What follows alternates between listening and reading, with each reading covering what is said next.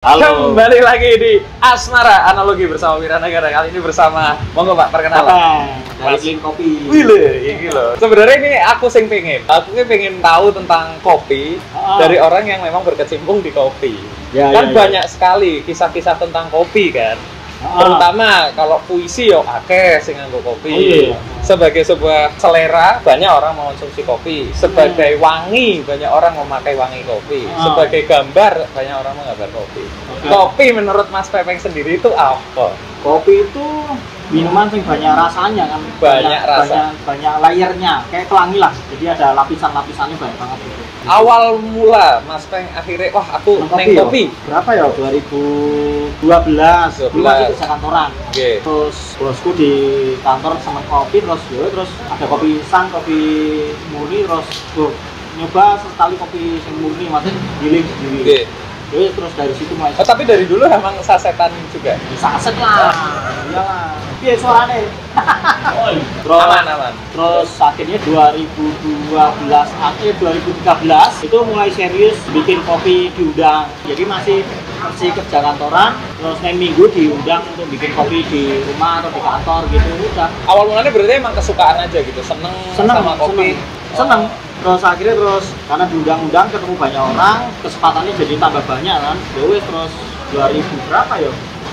2013 makanya bikin sendiri warung sendiri. Warung pertama di mana? Di saya. Terus akhirnya 2015 pindah sini. Awal mula ngerti tentang layer kopi yang tadi diceritain tuh kapan? Berapa ya? 2013. Belajar sendiri? Enggak juga. Jadi diundang waktu di Jakarta ada acara gitu, terus ada kopi shop di Amerika datang ke Indonesia. Akhirnya Blue Bottle. Dia bikin acara gitu, terus nyeduh kopi, terus loh kok rasanya bisa kayak gini, layernya itu ada kayak gula jawanya, ada jahenya itu, dan sangat berasa loh kok kopi kayak gini yo.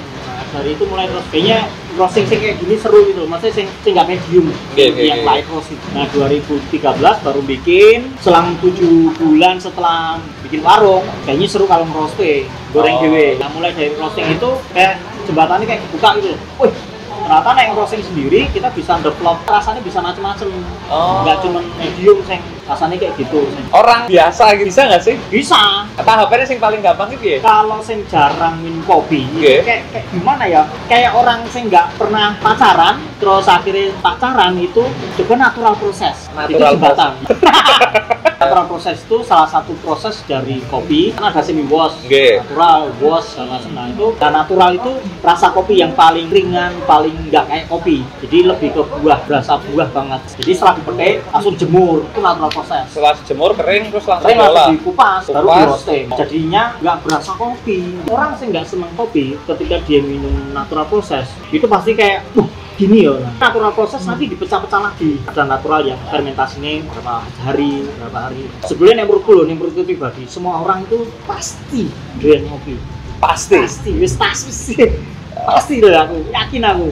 Orang yang datang ke sini itu masa nggak seneng kopi, serius nggak seneng kopi. Terus tak bikin natural proses, kasih es, kasih lemon, pasti seneng. Aku pasti. Yakin aku. Baru gini aku. Nah, sing urusane penyakit ya, kayak aku biasa ya asam lambung, gitu-gitu. Sebenarnya aman gak sih? Tuh, iya, kan basicnya ini kopi kan buah atau Mas Fira. Nah, itu kembali lagi kenapa orang akhirnya sakit minum itu karena mungkin ini gorengnya terlalu gosong mungkin, atau dia udah punya sugesti yang minum kopi mesti hasil turun. Yo enggak kok, aku menemukan kasus itu banyak banget. Orang yang tidak bisa minum kopi sampai sini bisa menikmati. Itu hitungan menit yo. Dulu waktu ibu-ibu yo, dia udah 30 tahun nggak minum kopi kesini. Ya dia penasaran. Minum kopi itu pasti pahit, mesti deg-degan, mesti tremor gitu. Minum di sini kasih filter, kasih es, habis itu tahap kedua minum yang apa? Terakhirnya minum espresso gitu ya. Loh, kok minum espresso nggak apa-apa ya? Nah, sugesti. Jadi ketika aku mau pacaran tapi takut sakit hati, ora iso. Kamu harus berani. Nyali ya? Iya, kayak kamu naik gunung toh. Aku naik gunung tapi aku capek ini ya ora iso. Dari awal startnya udah salah toh. Itu nggak bakal naik gunung, itu udah nggak pasti. Tapi ketika kamu, aku yakin jam segini pasti bisa sampai atas. Berarti emang nikmati aja ya? Nah, yang aku tahu ya Mas Pepe kan dulu sempat bertualang tuh mencari kopi-kopi terbaik. Itu gimana ceritanya? 2014 gara-gara nih ketika aku punya mesin goreng sendiri itu aku nggak bisa beli online kopinya. Masih ketika beli online kopinya sama template itu. Kopinya prosesnya kayak gitu. Sedangkan kalau kita datang ke kebun kita bisa request ke petani gitu. Iya, kayak misal di Senggani yo. Bu aku bikin Banjarnegara aku bisa bikin Bu fermentasi ini bisa segini nggak? Bu nanti restingnya bisa segini nggak? Resting itu setelah petik dikupas itu disimpan. Rata-rata sekarang nyimpennya 5 bulan. Gabahnya loh sebelum dikupas itu 5 bulan. Nah dulu kan enggak, tinggal dari petani kirim segini digoreng, aduh kok kayak gini ya. Nah sebetulnya kita roastery itu bisa request. Yang udah dijelajahi berapa? Belajar berapa yo? Wah kayak enggak sih, baru Sumatera Utara di Lintong. Sumatera Barat itu 2015, 2014 ke Papua Sibil. Terus Senggani Banjarnegara kita udah bukan pembeli sama penjual, udah kayak keluarga. Jadi kita itu beli kopi itu nggak Bu jualmu berapa, tak beli itu enggak, tapi lebih ke keluarga. Jadi aku kesana bawa ini, bawa sembako. Sana itu pulang dari sana bawa. Kemarin juga kaget dibawain cabai satu gitu. Oh, gini loh. Ternyata jual kopi itu nggak seperti yang di YouTube itu, ternyata bisa yang terinteraksi. Iya. Itu aku sama dia terhubung langsung. Yang masih dipertahankan badan yang udah seerat itu selain Banjarnegara? Rata-rata gitu semua. Kayak misal yang belum lama kita Pak Jarwo Temanggung di Jumprit itu sisi Doro sini. Itu juga sama, kita nggak cuman jual dan beli, tapi kita membentuk relasi sama mereka. Jadi dia juga seneng kopi ini dibeli aku juga seneng merosting kopinya hasilnya dia gitu. Apakah dari petualangan kopi itu adalah yang mendasari bahwa main ke klinik kopi sambil kita dibikinin kopi itu sambil diceritakan sejarah sampai ono videonya gitu loh. Itu unik loh. Saya pertama kali ada di kedai kopi dan langsung dituduhi ono videonya apa cerita per kopinya itu baru di sini soalnya. Oke. Soalnya ngantos layarnya di iki loh Mas prosesnya kira itu awal ketemunya itu gimana? Apakah dari petualangan itu? Jadi karena di toplesku itu kan sebetulnya setiap toples yang ada di tempatku itu ada videonya semuanya. Punya cerita masing-masing. Nah kalau di sini sementara nggak bisa karena di sana tempatnya kecil loh, di dapur tangga. Ya wes kita seadanya. Jadi aku ada kertas ini loh kopinya dari ini. Nah awal mula untuk bercerita tentang itu tuh gimana? Ya awalnya karena orang tanya Mas ini kopinya dari mana? Aku nggak menganggap itu pendekar yo. Enggak, aku tidak gini kan orang kecenderungan takut ditanyain gitu, Mas ini kopi ini dari mana, level roastingnya apa, roastingnya kapan, takut. Nah kalau aku enggak, biasa wae karena itu kan komunikasi kan. Sebagai pembeli aku pengen tahu, sebagai penjual kita menceritakan udah gitu. Terus akhirnya biar lebih dikasih video gitu. Nah kenapa ada sebutan pendekar itu karena mungkin sebagai barista dia belum siap, mungkin waduh ini itu kan ini jadi nggak selesai ya polemiknya kan, orang menganggapnya kamu pendekar ya tanya-tanya terus ya nggak apa-apa ya, wajar ini wis empuk ya wani nggak wajar tapi saya udah jarang ya aku tanya gitu, maksudnya pertanyaan itu di sini udah ada semuanya. Misal Mas ini kopi dari mana? Huta Batak daerah mana? Huta Batak itu sebutan nama, tapi kalau daerahnya di Lintong, di Sumatera Utara, dekat Balige. Ya aku ceritain, nah orang-orang sing udah kesana, dia akan tahu, akan tanya Baligenya gimana? Jelas. Wani. Terus, ini dari ini Pak petani ini. Ada loh pengunjungku yang sampai datang ke kebunnya. Oh iya, gara-gara dari sini? Dari sini terus main ke sana, ditanyain langsung? Langsung. Ya nggak apa-apa, itu kan aman, siap. Itu kan fair trade ya, istilah di online kan. Kalau di Islam kan toyibang, halal ya halal, jelas. Sausnya jelas. Udah. Siap. Ya gitu loh. Ada pengunjungku dokter ya dari Surabaya, pas ada acara di Padang, Mas kopi air dingin di mana lokasinya? Di sini. Tak kasih nomor petaninya, dia ke sana. Terus selfie. Mas aku udah sampai sini. Wah, itu seneng aku. Aku sebagai penjual itu nggak cuma menceritakan tapi real. Ini bener ada. Tentang kopi-kopi yang ada di sini. Ada analogi menarik nggak sih? Rasanya yo. Aku mau wakili ada 2 layer yang beda banget. Strong sama soft. Nah, kalau strong ya apa cuma ada 2 kan? Senggani sama Huta Batak. Strong itu ibaratnya kayak McGregor. Nah, pukulannya kayak gitu. Huta Batak itu strong. Nonjol banget. Wah, orang yang minum Huta Batak itu pasti nggak bakal lupa. Wah, rasanya kayak gini ya. Pilihannya cuma 2. Dia akan kecandro ke kopi itu atau akan aku nggak suka kopi ini. Huta Batak itu kayak ketika kamu udah minum ini, kalau kamu suka kopi lainnya nggak bakal bisa. Layernya udah ibarat layer segini ya, dia dapat segini, udah nggak mau turun lagi. Gak wes standar anyar. Iya, aku punya pelanggan namanya Mas Ipung. Dia minumnya itu terus. Ketika tak kasih natural, wah terlalu manis Mas. Ini slang ini. Kenapa? Terlalu manis Mas. Wah. Waduh, untuk dilupakan. Aku sampai dan tak kasih UP lain nggak mau dia. Lek Senggani Itu strong dia, tapi pukulannya itu nggak jedek, tapi jedes, ada bekasnya. Oh, tamparan mantan. Dia tengah-tengah, dia bisa minum sing strong, sing lebih strong lagi, atau bisa minum yang soft. Ya ada juga fansnya itu. Ketika minum itu, dia minum huta bata masih bisa, minum yang natural masih bisa. Terus yang soft nih. Soft itu untuk orang-orang yang newbie, yang baru kenal kopi. Giling kopi itu hampir 80% natural. Kenapa? Karena segmen orang yang datang itu bukan orang-orang yang pengopi banget. Orang-orang yang datang sini minum kopi begitu deg-degan nggak tahu akan bikin nggak bisa tidur nggak. Ketika minum natural dia pasti nggak apa-apa yo. Nah itu jembatannya.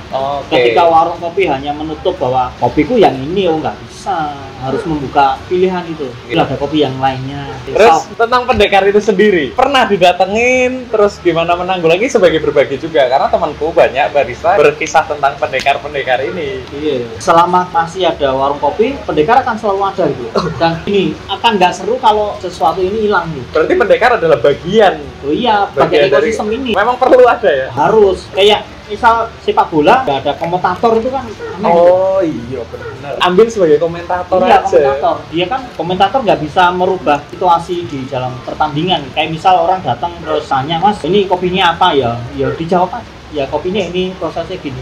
Kok prosesnya beda ya sama warung sebelah gitu? Ya pasti beda. Ya nggak apa-apa. Agak aneh ketika datang ke nasi Padang itu. Loh Bu kok rendangnya beda? Ya nggak apa-apa. Ini selera aja ya? Iya, nah masalahnya ada beberapa warung yang anti kritik istilahnya. Dia baru belajar, terus ditanyain terus, ini airnya apa segala macam ya. Kadang itu menjengkelkan sih. Tapi seiring kamu ketemu banyak orang, itu tuh biasa. Itu tuh jadi obrolan. Anggaplah itu diskusi wae ya.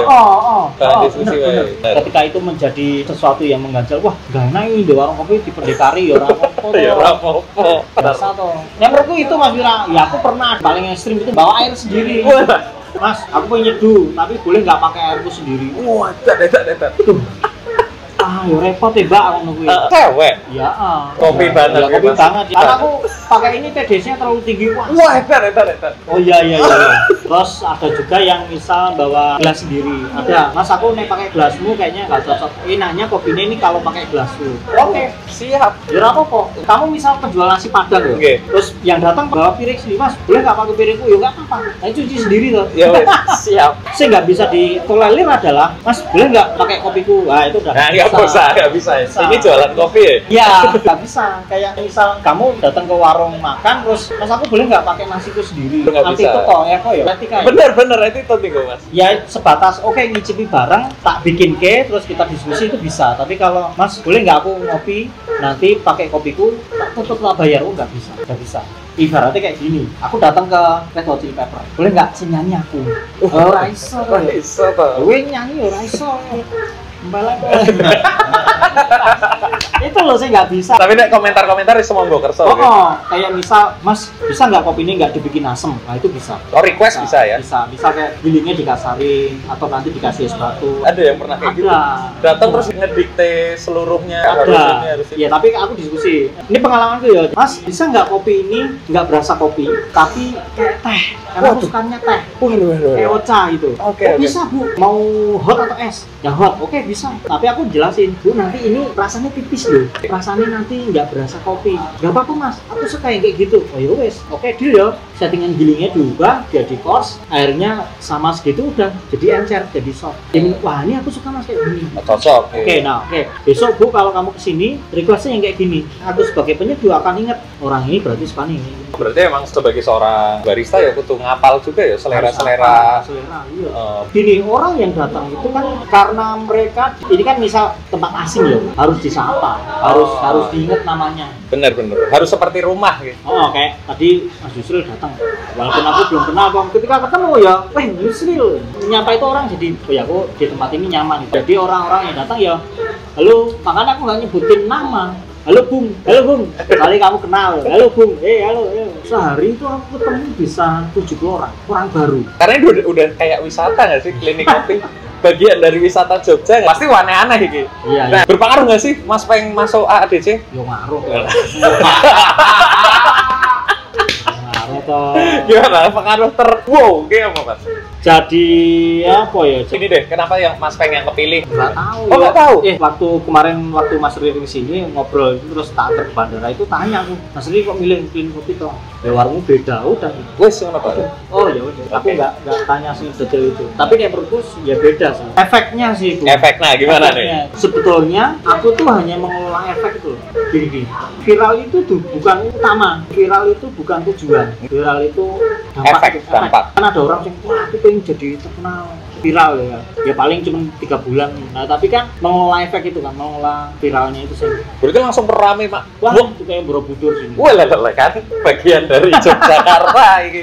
Itu terus ya wes terus kalau aku memperbesar bisnis ini nggak mungkin, memperpanjang jam buka juga nggak mungkin. Jadi pengunjung ikutin jamku. Jadi aku buka dulu jam 4 sore, langsung jam 8. Nurut. Gerbang, iya nurut. Sing telat-telat ke Bali yo nurut. Bali nurut. Ya tadi aku bilang udah nggak bisa ketika waktuku jam segini, jam setelah jam itu waktu keluarga. Tapi efek itu masih ya sampai sekarang? Masih. Kemarin ini dari Gresik satu bus 25 orang. Yo kemeruyuk gini. Jadi yang kita lakukan, yang kita posting itu sebetulnya ternyata akan menginspirasi banyak orang tuh.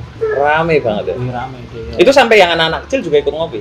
Yo ada yang ngopi ada yang enggak. Tapi ketika bapaknya ngopi, mosok dia nggak ngopi. Terus dengan adanya dapur tangga itu mengakomodir yang non kopi masih bisa. Terus senja-senja itu loh. Piye? Adakah orang-orang yang datang ke sini langsung tiba-tiba berpuisi? Gak ada. Tapi yang shock banyak, yang shock dalam artian kok kayak gini sih warung kopinya? Mas, aku mau ke bandara, bisa dibikin cepet nggak? Oh nggak bisa Pak, ya, kamu harus ngantri. Bahkan kemarin ada pengunjung kalau dia mau ke bandara, Mbak, kamu ngelompatin 3 antrian, kamu minta maaf dulu. Boleh nggak? Nek dia membolehkan boleh. Ya karena mbaknya cewek terus, Mas, izin ya, tak lompatin ya, boleh.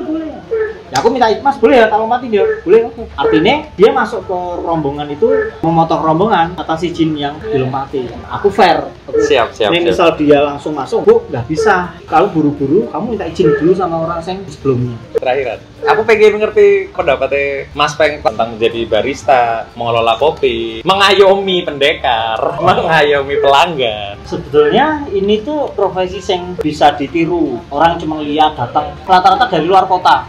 Oh lihat gini, Mas ini sendiri iya, ngurusin Tokopedia sendiri iya, ngurusin Instagram sendiri iya. Bisa ya bisa, nggak harus banyak orang itu bisa ya Clean Kopi yang aku menganggapnya ini nggak gede, kecil emang masih kecil. Tapi followernya gede loh Mas. Oh iya. Ya itu kan jumlah toh. Tapi aku nggak menganggap ini tuh sesuatu yang besar biasa. Karena yang menurutku bisnis semakin besar itu nggak lincah jadinya. Kita nggak bisa buka jam waktunya bisa fleksibel. Besok bisa tiba-tiba jam berapa itu bisa. Terus diskosnya juga kecil. Diskosnya itu biaya operasionalnya. Berarti yang penting ya nyali tadi itu ya. Harus nyali. Gini, uang seberapa pun nggak bakal bisa membuat ini bisa sustain gitu. Banyak warung yang mungkin lebih gede dari kita, udah senior dari kita, ya tutup juga. Tapi karena ya itu nyali ini mungkin terlalu besar. Nyali terlalu besar. Oh bahaya juga itu, nyali terlalu besar itu. Dengan nyali terlalu besar kita nggak jadi takut. Jadi bisa nggak takut itu kayak, udahlah, Mas pinjem uang Mas, ke bank 200 juta. Nggak takut dia, wah, aku pikir kayak gue. Yang penting jalan, nggak bisa. Naik kecil, sebenarnya ketika kita nggak punya rasa takut, ya kayak motor nggak ada rem, selesai. Blong gitu Pak. Blong, kecelakaan bisa. Warung-warung sekarang besar-besar kan yang banyak yang collab juga kan. Oke, benar. Itu yang menurutku sih pribadi karena ya itu nggak ada remnya. Jadi pengen dibikin besar lagi, bikin punya cabang, punya uangnya banyak itu. Terus ini uangnya banyak ngopo? Ya itu ngira. Oke, siap. Nah, ini untuk closing statement, menurut Mas Peng, kopi dan cinta itu seperti apa? Kan ada yang mengartikan kopi ini kayak sepahit kenangan, semanis rindu, sing ono-ono kuwi. Nek bagi Mas Peng sendiri, kopi itu bagaikan. Kopi itu bagaikan sebuah kebahagiaan sih menurut. Jadi itu tergantung cara pola pandang kita tuh. Nek misal mau dibikin bahagia ya bahagia, dibikin sedih ya sedih. Tapi aku sih menganggapnya ini sebuah kebahagiaan. Ketika kita buka bangun pagi itu ya harus seneng, harus nggak ada hari tanggal berapa tadi rame banget ya bangun tidur langsung semangat. Iya karena tingkat lihat tuh Mas Peng nek kesini ya pasti powerful terus. Siap menyambut segalanya. Itu kan ada dua toh. Misal pas di warung sebisa mungkin harus fit. Oke. Atau orang harus senyum segala macam, harus nggak ada sesuatu yang sedih. Tapi ketika udah di rumah ya oh iya, lemes terus berendam terus apa tidur terus nggak ngobrol gitu It's okay ya. It's okay. Kopi kebahagiaan. bagi Mas Pepeng adalah sebuah kebahagiaan. Dan seperti itulah cerita-cerita tentang klinik kopi. Untuk lebih lengkapnya, kamu bisa main aja langsung ke klinik kopi. Ada di Google Map, nek main ke Jogja gitu aja lah ya. Langgan kita lama ya. Dan kalau pengen tahu lebih spesifik, karena dari tadi maaf ya, nggak yang spesifik banget, biar kalau mau spesifik main langsung ngobrol sama Mas Pepengnya. Baru tahu, Wira sekarang hobinya motor. Nganggur, Mas. Dulu kan enggak, kamu belum Motor, toh. dereng. Anak aku tanya, Kenapa lah? kenapa hobimu bisa motor? Karena pandemi kan, aku udah temanku dari dulu itu emang motoran. Tapi aku kalau nongkrong nggak pernah di bengkel, nongkrongnya di luar. Gara-gara pandemi nggak bisa kemana-mana kan, diajakin temennya bengkel aja.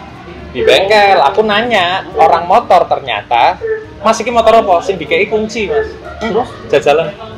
Daripada gue kakek takon jajal wae. Ya udah aku cobain lah motor-motor yang tersedia, terus wah kok seru ya. Nah, terus ya udah ada tabungan, ya udah tak beliin motor. Terus sekarang penjelajahan. Jadi ini konten Bagian dari konten perjalanan, mampir ke sini ngobrol sama Mas Pepeng. Nanti main kemana ngobrol sama siapa. tetap bisa ya. Keren. Tetap disambung-sambung ke gitu. Keren ini. Oke, masing-masing. Ya, begitulah pokoknya, sampai jumpa lagi dan tetaplah berbiasalah, berbahagialah. Ngopi sih. Terus Mas Pepeng loh ini. ADC loh ini. ADC. Interaksi Dian Sastro loh. Wis tahu loh. Di sini loh. Di sini. Dian Sastro. Tapi pas itu ngeri tuh, udah kayak stres tuh. Oh gitu. Siapanya? Ya maksudnya aku nggak bisa bayangin segitu banyaknya sing datang nih. Gara-gara hari itu. 4 juta nonton. 4 juta perubahan gitu. Apa total ini Total. apa sih? ADC 2. 3.500.000. Hari ini kan ada di Netflix kalau nggak salah. Nggih, pun Itu ambo bulan masih ono. Sing nang kene foto karo Mas Yang Pepeng. datang gara-gara nonton. Dia ada Seleb Netflix. barista. Ada Netflix lagi loh, wah sikur. Kuwi lho. Nonton ya. Ya segitulah orang yang nganggap aku banci. Oh iya. Iki. Itu ya. Iki kan 8 Pak nang Netflix. Apa nih? Film ya? Wajibku. Artis kok. Wis iki dikat lho. Terus toh. Wes. Apik.